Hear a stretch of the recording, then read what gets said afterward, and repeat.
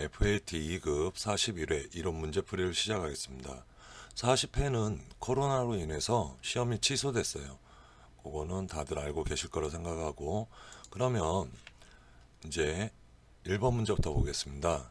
다음 중 손익계산서에 대한 설명으로 옳은 것 그랬습니다. 손익계산서라는 건 말 그대로 손실과 이익을 계산하는 거예요. 그래서 1번부터 보시면 일정 기간 기업 실체의 경영 성과에 대한 정보를 제공하는 재무보고서이다. 이거 뭡니까? 얘가 손익계산서죠? 그래서 답은 1번인데요. 2번 보시면 일정 시점을 가지고 하는 건 뭡니까? 일정 시점을 이용하는 건 재무상태표예요. 일정 시점, 현재 기업 실체가 보유하고 있는 경제적 자원인 자산, 경제적 의무인 부채, 그리고 자본에 대한 정보를 제공하는 재무보고서. 이거는 재무상태표를 얘기하죠. 그 다음에 3번에 일정 기간 기업 실체에 대한 현금 유입과 현금 유출에 대한 정보를 제공하는 재무보고서이다. 이거 뭐 얘기하는 거예요? 이거는 현금 흐름표예요. 그리고 4번에서 기업 실체에 대한 자본의 크기와 그 변동에 관한 정보를 제공하는 재무보고서이다. 이건 자본변동표죠. 지금 1번은 손익계산서, 2번 재무상태표, 3번 현금흐름표, 4번 자본변동표에 대한 설명이에요. 그리고 여기에다가 주석을 더하면, 주석이란 건 뭐냐면 다른 재무제표를 이해하는 데 필요한 정보를 제공하는 게 주석이에요. 그래서 이 5가지를 뭐라고 합니까? 이 5가지를 재무제표라고 하는 거예요. 그래서 1번 답은 몇 번이요? 1번이 됩니다. 그 다음에 2번으로 넘어가셔서요. 다음 중 회계상 거래에 해당하는 거. 거래라는 건 무엇을 얘기했습니까? 거래라는 것은 자산이나 부채나 자본이나 수익, 비용에 단돈 1원이라도 증가나 감소가 있는 경우, 그때 거래라고 하는 거예요. 그럼 문제 보시면 면접을 통해 우수한 신입사원을 채용하였다. 채용하는 건 거래가 아니죠. 나중에 급여를 줘야 거래가 성립되고, 독감 유행으로 상품인 마스크 가격이 상승하였다. 가격이 상승한 거지 아직 실질적인 거래는 일어나지 않았죠. 기존 차입금에 대하여 건물을 담보로 제공하였다. 담보는 거래가 아닙니다. 담보나 단순한 현금이나 아니면 어떠한 채권 채무가 동반되지 않은 계약이나 주문, 단순 채용은 거래로 인식하지 않습니다. 4번 토지를 구입하는 계약을 체결하고, 여기까지는 사실 거래가 아니거든요. 근데 계약금을 현금으로 지급했다. 그럼 나한테서 현금이 나갔죠. 그래서 거래로 성립돼서 여기에서 답은 4번이 돼요. 그 다음에 문제 3번 보시면 다음 중 회계상 거래의 8요소에 결합으로 옳지 않은 것 그랬습니다. 거래의 8요소, 여러분들 이거 꼭 외우고 계셔야 돼요. 거래의 8요소를 정확히 인지하시고 개정 과목을 정확히 알고 있어야만 나중에 분개를 하실 수가 있어요. 그럼 보시면 차변 요소에는 자산이 증가, 부채 감소, 비용 발생, 자본 감소, 이렇게 4가지가 구성이 되고요. 대변 요소에는 자산의 감소, 부채의 증가, 수익의 발생, 자본의 증가 해서 4가지에서 이거를 거래 8요소라고 그래요. 그럼 여기서 답은 몇 번이 됩니까? 2번이죠. 부채가 증가하면 어느 쪽으로 갑니까? 부채가 증가하면은 대변이에요. 그리고 2번 같은 경우엔 부채 증가, 자산 감소 둘 다 대변 요소죠. 어떠한 거래일지라도 대변 요소만 발생하거나 차변 요소만 발생할 수는 없습니다.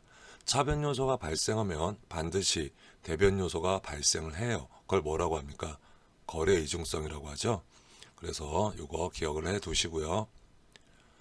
4번 보시면 다음은 항공상사의 외상 매출금 및 대손 충당금 관련 자료이다. 결산 시 올바른 회계 처리는 그랬습니다. 대손 충당금 기초 잔액이 8만 원이 있어요. 그런데 외상 매출금 기중 대손 발생, 즉 7만 원을 못 받게 된 거죠. 그럼 어떻게 하시면 돼요? 원래 8만 원이 있었는데 7만 원 대손 발생하면 7만 원을 써요. 그럼 대손 충당금 얼마 남습니까? 10,000원 남았죠. 10,000원 남았는데 기말 외상 매출금 잔액이 얼마예요? 1,000만 원이에요. 1,000만 원에 1%를 대손 추정하고 있다 그랬습니다. 그럼 대손 충당금이 얼마가 돼야 돼요? 10만 원이 돼야 되거든요. 근데 지금 있는 건 얼마입니까? 10,000원. 그럼 9만 원이 부족하죠. 9만 원을 추가 설정해 줘야 돼요. 그럼 어떻게 분개하시면 돼요? 차변에 대손상각비 9만원, 대변에 대손충당금 9만원. 부족한 것만 추가 설정하시면 되고, 혹시라도 추정액보다 대손충당금이 많이 나와 있으면 어떻게 돼요? 그러면 대손충당금이 차변으로 오고 대변으로 대손충당금 환입이 가서 환입을 시키셔야 돼요. 그거 기억을 해 주십시오. 5번. 다음 중 영업 외 수익 계정 과목은 그랬습니다. 그러면 여기에서 지금 출자금, 상품 매출, 이자 수익, 기부금 있죠. 출자금은 자본을 증가시키는 거를 출자금이라고 하죠. 이건 자본 계정이에요. 그 다음에 상품 매출은 영업수익. 영업수익 계정 과목은 매출밖에 없어요. 매출만 영업수익이고요. 그 다음에 이자 수익이 있죠. 이자 수익은 영업 외수익입니다. 영업 외수익. 그러니까 여기서 답은 몇 번이 돼요? 3번이 되죠. 그럼 기부금은요? 기부금은 영업 외 비용이에요. 영업 외 비용. 그래서 여기에서 답은 3번. 이자 수익. 이자 수익이 영업 외 수익입니다. 문제 6번. 다음은 항공상사의 상품 관련 거래 내역이다. 이에 대한 설명으로 옳은 것을 찾으라고 그랬습니다. 11월 1일 상품 25만원을 구입하기로 계약하고 계약금 5만원을 보통예금으로 지급했대요. 그럼 분개 어떻게 해요? 11월 1일 날은 내가 계약금 줬어요. 계약금 주면 어떻게 돼요? 선급금이죠. 선급금 5만원, 그 다음에 어디에서 나갔어요? 보통예금에서 나갔습니다. 그러면 대변에 보통예금 5만원 이렇게 거래를 분개를 하시면 돼요. 그 다음에 11월 30일 날 상품을 모두 인수했대요. 그럼 나한테 상품이 들어왔죠. 얼마치 들어왔습니까? 25만원. 그럼 차변에 상품 25만원. 그 다음에 그럼 선급금 없애야 되죠. 대변으로 선급금 5만원. 그 다음에 아직 돈 안 줬죠. 상품 사고 돈 안 줬어요. 그럼 뭡니까? 외상매입금. 외상매입금 20만원. 그 다음에 12월 31일 상품 구입대금 잔금 20만원을 보통예금으로 지급하였다 그랬죠. 그러면 부채였던 외상매입금을 갚았으니까 어디로 와요? 차변으로 와요. 그래서 차변에 외상매입금 20만원 뭘로 갚았어요? 보통예금. 그러면 대변에 보통예금 20만원. 그럼 여기서 답은 뭡니까? 3번이죠. 외상매입금 20만원이 증가하였다. 그래서 답은 3번이 됩니다. 그 다음에 문제 7번. 밑에 부분 보시면 조과장 오타로 인해서 모두 정답 처리됐다고 되어 있죠. 약간 오타가 생겨서 이거는 문제 오류로 모두 정답 됐습니다. 우선 문제를 보시면 최 사장이 개인적으로 사용한 회사 자금을 인출금으로 처리하였으면 결산에 반영할 필요가 없지 그랬어요. 아니죠. 개인 회사는 사장이 돈을 갖고 가면 인출금 처리합니다. 인출금 처리하고 그걸 어떻게 해요? 결산 때 대변으로 인출금 가고 차변으로 자본금이 와서 결산 때 반영해서 자본금을 차감해야 돼요. 개인 기업만 가능한 거예요. 법인은 아무리 사장이고 회장이라도 돈을 마음대로 갖고 갈 수가 없습니다. 그럴 때는 가지급금 처리해놨다 정리를 해요. 그 다음에 김 부장 보시면 현금과 부족 중 결산 시까지 원인이 밝혀지지 않은 금액은 차기로 이월하여 차기의 그 원인을 밝히면 됩니다 그랬는데 여기서 보시면 결산 시까지 원인을 밝히지 못한 금액은 결산 때 정리를 해야 돼요. 현금과 부족은 임시 계정이에요. 임시 가계정이기 때문에 결산 때 만약에 돈이 남으면 잡이익 처리하고 돈이 부족하면 잡손실로 처리해서 결산 때 반드시 정리해서 차기로 이월을 시키시면 안 돼요. 그 다음에 이제 조과장의 문제인데 수출 거래 시의 환율로 계산된 매출 채권은 거래 시의 환율과 결산 시의 환율 차이로 인한 외환 환산 손익을 인식해야 한다 그랬는데 여기에서 니은이 하나 더 들어갔죠. 이거는 외화 환산 손익. 외화 환산 손익이어야 돼요. 그래서 오타입니다. 오타. 그 다음에 2대1은 매출 채권에 대한 대손 충당금 설정은 결산 시 수행하지 않고 회계기간 시작 시점인 기초에 수행한다. 말도 안 되는 얘기입니다. 결산 시 수행하셔야 돼요. 그래서 결산 때 뭐 감가상각비 설정, 대손충당금 설정 이런 거 하죠. 그래서 여기에서 답은 원래는 3번 조과장이에요. 그런데 오타로 인해서 이 문제는 모두 정답 처리됐습니다. 여기서 한 가지 더 말씀드리면 외화 환산 손익이 있고 외환 손익이 있어요. 외환 손익은 실제로 돈을 환전했을 때 발생하면 외환차손, 외환차익 이렇게 처리하시고요. 결산 시 내 외화에 대한 채권 채무를 조정을 할 때는 외화 환산 손익으로 외화 환산 손실, 외화 환산 이익 이런 식으로 처리하셔야 돼요. 그래서 문제 7번은 모두 정답 처리됐습니다. 오타로 인해서. 그 다음 문제 8번. 다음 거래에 대한 회계 처리로 올바른 것 그랬어요. 항공상사는 세무상사의 상품을 매출하고 상품 대금 중 50만 원은 어음으로 받고 100만 원은 다음 달에 받기로 했대요. 그럼 얼마치 팔았어요? 매출이 150만 원이죠. 그러면 대변에 상품 매출 150만 원 가고요. 어음 받았어요. 상품 팔고 어음 받으면 뭡니까? 받으러움이 와야 돼요. 차변에 받으러움 와야 되고요. 100만 원은 다음 달에 받기로 했어요. 상품을 매출하고 다음 달에 받으면 뭡니까? 외상 매출금이죠. 그럼 답 몇 번이요? 4번이 되는 거예요. 그 다음에 문제 9번. 다음 거래를 회계 처리할 경우 차변에 표시되는 계정 과목은 무엇인가 그랬습니다. 항공상사는 본사 건물에 대한 단기분 재산세죠. 재산세 100만 원을 현금으로 납부했대요. 그러면 여기서 재산세 뭘로 처리합니까? 세금과 공과로 처리하죠. 재산세는 세금과 공과로 처리하시고 이렇게 유형자산 같은 거를 구입해서 취득세나 등록세를 냈을 때는 원가에 포함하셔야 돼요. 재산세는 세금과 공과, 취득세와 등록세는 원가 포함입니다. 그래서 답은 3번. 그 다음 문제 10번. 다음 자료를 토대로 매출 원가를 계산하면 얼마인가 그랬습니다. 매출 원가를 계산하면 그러면 반드시 상품 계정을 생각하셔야 돼요. 상품 계정, 자산 계정이죠. 그러면은 차변의 기초 재고액 얼마입니까? 50만 원이죠. 그리고 기초 밑에는 순 매입이 와야 되는데요. 지금 문제 보시면 단기 매입액이 150만 원인데 매입과 관련해서 매입 환출 10만 원과 매입 애누리 5만 원이 있습니다. 단기 매입액에다가 매입 재비용은 더하시고 매입 환출, 매입 애누리, 매입 할인은 빼셔야 돼요. 그럼 얼마 뺍니까? 15만 원 빼면은 순 매입이 135만 원이죠. 그 다음에 대변에는 매출 원가가 오고 그 다음에 기말이 옵니다. 지금 기말이 얼마로 설정이 되어 있어요? 100만 원이죠. 그러면 차변 합계가 185만 원. 그러면 대변 매출 원가 얼마 나와야 돼요?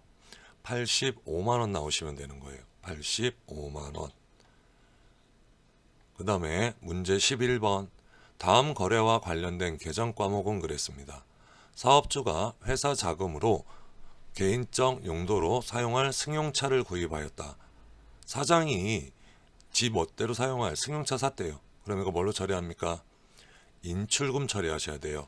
사용할 때는 차변의 인출금, 만약에 현금으로 갖고 왔으면 대변의 현금, 차변의 인출금, 그 다음에 결산 시에는 인출금이 대변으로 가고 차변에 자본금이 와서 정리가 돼야 돼요. 이거는 개인 회사만, 개인 사업자만 가능한 거라고 했습니다. 그래서 답은 몇 번이요? 2번. 인출금 처리합니다. 인출금. 그 다음에 문제 12번. 다음은 상공상사의 건물 취득 관련 자료이다. 2020년 결산 시 손익계산서에 계상될 감가상각비는 얼마인가 그랬습니다. 여기에서 건물의 구입 가격이 1,000만 원, 2020년 1월 1일 날 취득했고요.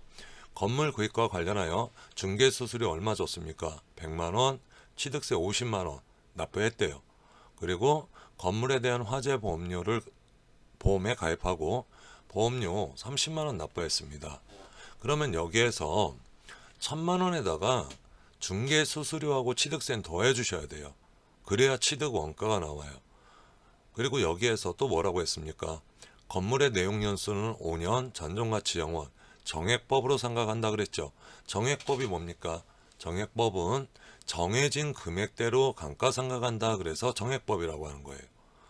정액법을 빼서 감가상각비를 산출하실 때는 우선 취득 원가에서 잔존 가치를 빼시면 돼요. 지금 취득 원가가 얼마입니까? 1150만 원이죠. 잔존 가치는 없다고 했어요. 그럼 1150만 원을 뭘로? 내용연수로 나눠주시면 돼요. 내용연수 몇 년입니까? 5년이죠. 그럼 1년에 얼마씩? 1년에 230만 원씩 감가상각을 하시면 돼요. 그럼 답은 몇 번이 돼요? 3번이 답입니다. 정액법하고 정률법은 가장 기본이니까 그건 꼭 알고 계셔야 돼요. 그 다음에 문제 13번.